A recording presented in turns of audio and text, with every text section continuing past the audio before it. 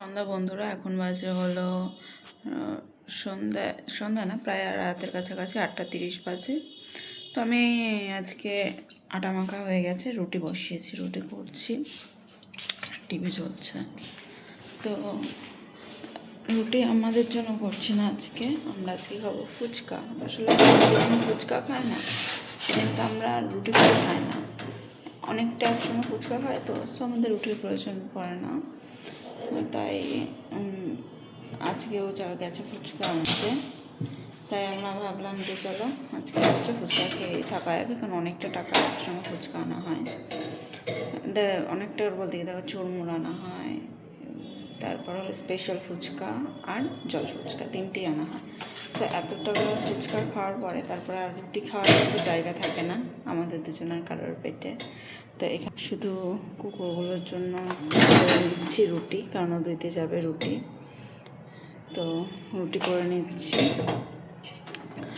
আর সব থেকে বড়ো ব্যাপার কী বলো তো, বড়ো ব্যাপার হলো চার্লির শরীরের কন্ডিশনটা খুব একটা না, স্টেবল না, কেননা খুব কাশি হচ্ছে। ডাক্তারকে সকালবেলা বলেছি, ডাক্তার ওষুধ দিয়েছে, 2বার ওষুধ খাওয়া হয়েছে, কিন্তু ওর কাশিটা কমছে না। ও কিন্তু ফিট আছে, কিন্তু কাশিটা কমছে না, এটা নিয়ে একটু চিন্তায় আছি। আমাদের বাড়ি আমার না, আবার মেয়ে দুটো সুস্থ থাকলে মানে আমরা মেন কথা, আমরা যদি সুস্থ থাকি না বাড়ির মেম্বার, এতটা প্রবলেম হয় না। যদি আর কি কেউ যদি একটু অসুস্থ থাকি না, মানে আমার না খুব টেনশন হয়, কি হবে না হবে। নিজের শরীর খারাপ হলেও যেমন টেনশন হয়, যেমন আমাদের বাদবাকি 3জনের শরীর খারাপ হলেও না আমার ভীষণ টেনশন শুরু হয়ে যায়। যেহেতু কালকে রাতে 2টোর সময় চার্লির শরীরটা খারাপ করেছিল, মানে কিসেই যাচ্ছিলো, ঠিক হচ্ছিল না।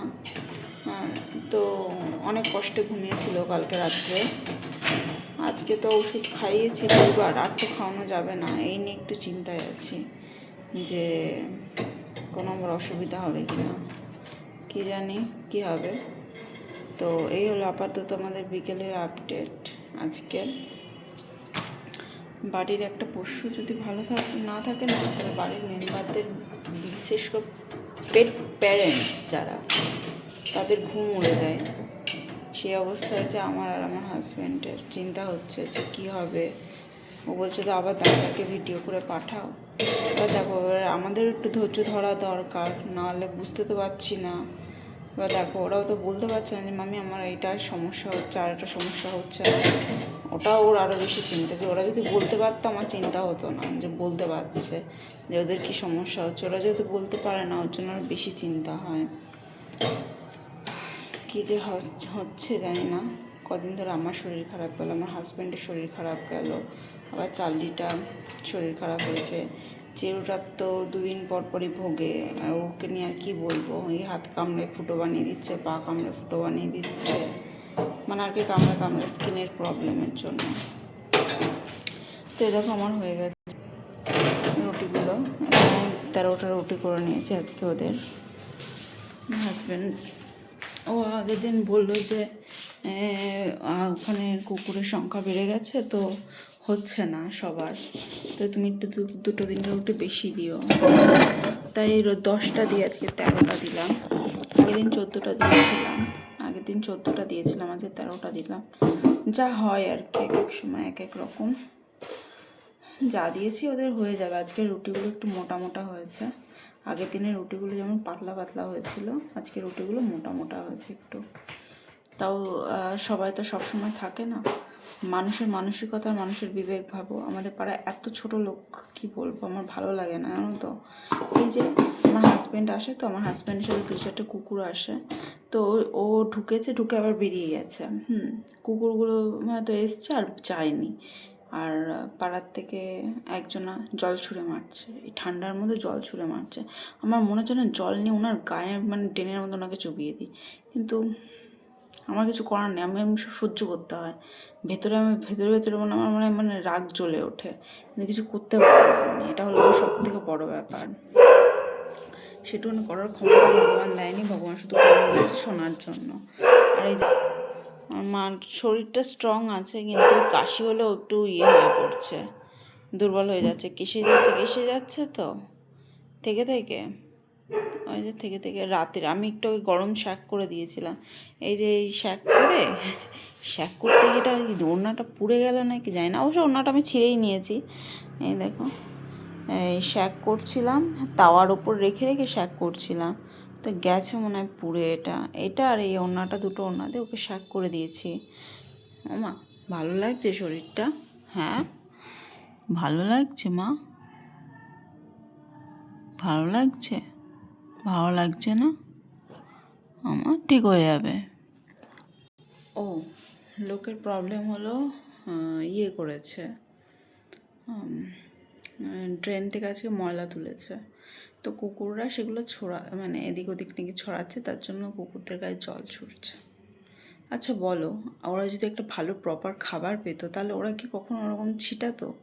আমার তো মনে হয় না যে কেউ, আমরা যদি একটা ভালো খাবার পাই আমরা কখনো ডাস্টবিনে হাত দিয়ে ঘাঁটবো? নিশ্চয়ই না। ওদেরও সেম ব্যাপার। দেখো আমাদের তরফ থেকে আমরা যতটা পারি আমরা করি, ওই পাশের কুকুরগুলোকে আমরা এই পাশে এনে খেতে দিতে পারি না, ভীষণ ঝগড়া করে। তাও এখানে আমরা 4টে কুকুরকে টোটালি খেতে দিই আমাদের পাড়ার, তাও ঝগড়া করে লোকে, তাও ঝগড়া করে, যা তা করে গালাগালি করে। কি বলবো মানে, লোকে করলে কিছু না, আমরা করলে। আমি দুদিন ভাত দিতে গেছি বাইরে, এক্সট্রা ছিল। মেন কথা আমরা কখনো এঁঠোকটা আমরা দিই না, চালিচিড়ির মাখলে বেশি হলে দিই, আর নয়তো চালিচিড়ি না খেলে দিই। আমরা নিজেরা খেয়ে সেই এঁঠোটা আমরা কখনো রাস্তায় দিই না, সেটা আমরা ফেলি না। মেন কথা আমরা ভাত ফেলি না, আমরা যেইটুখানি খাই আমরা সেইটুখানেই প্রপার নিই, আর যদি না খেতে পারি আমরা থালায় রেখে দিই, আমরা পরে খেয়ে নিই।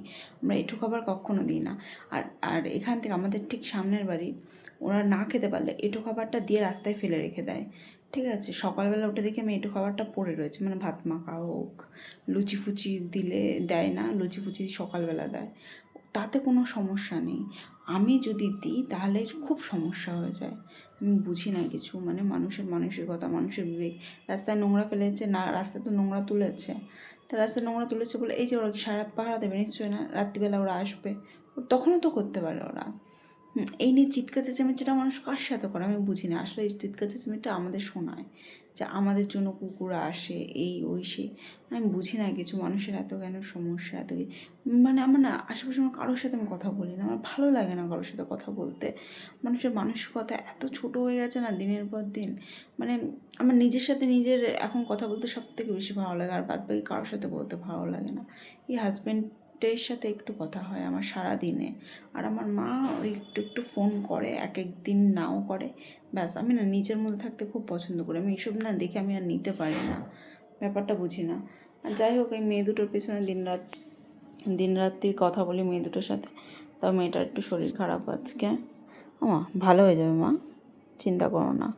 একটুতেই ভেঙে পড়ে মেয়ে দুটো, ভীষণ দুর্বল, চোখটা ছলছল করছে। তো যাই হোক বন্ধুরা, এই হলো আমার আজকে রাতের আপডেট।